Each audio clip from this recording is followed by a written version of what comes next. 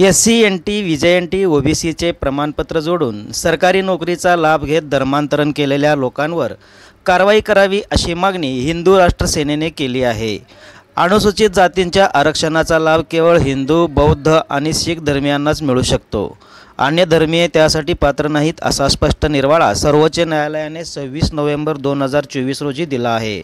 या अनुषंगाने धर्मांतरण करून घेतलेले अनुसूचित जातींचे प्रमाणपत्र रद्द होणार असल्याचे महाराष्ट्र राज्याचे मुख्यमंत्री देवेंद्र फडणवीस यांनी विधानसभेत सांगितले। ख्रिश्चन धर्म स्वीकारणाऱ्यांना अनुसूचित जातीचे प्रमाणपत्र देणे घटनेला धरून नाही। सर्वोच्च न्यायालयाच्या निर्णयातही कोणी जर हिंदू, शीख किंवा बौद्ध नसल्यास त्यांना अनुसूचित जातीचा दर्जा मिळणार नाही असे नमूद केले आहे। असे असताना आज महाराष्ट्रासह अनेक ठिकाणी सोलापुरातही या घटनेची पायमल्ली झाली आहे। सरकारची फसवणूक करून गुप्तपणे धर्मांतरण करून सरकारी नोकरीचा फायदा घेत आहेत। एवढेच नव्हे तर त्यांच्या पुढच्या पिढ्यांनाही त्याचा लाभ मिळत आहे।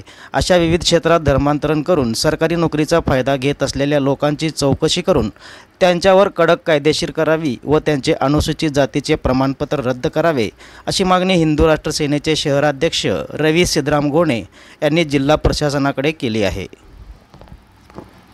जे लोक ज्या ख्रिश्चन झालेल्या जे मुळात एसटी मोठी आहेत, आज एसटी मोठी आहेत पण ते ख्रिश्चन झालेले आहेत, अशा लोकांना जर एक तर तुम्ही ख्रिश्चन म्हणून राहा, तुमचे सगळे डॉक्युमेंट्स ख्रिश्चन म्हणून बनवून घ्या, नाही तर हिंदू मोदी समाजामध्ये तुमचं स्वागत आहे, तुमचं हिंदू पद्धतीने तुमचं शुद्धीकरण करून तुमचं सन्मानपूर्वक तुमचं स्वागत करू आणि हिंदू मोदी म्हणून राहायचं। जर समाजाला फसवलं तर अशा संविधानिक मार्गाने तुम्हाला टोकून काढण्यात येईल। जय श्रीराम।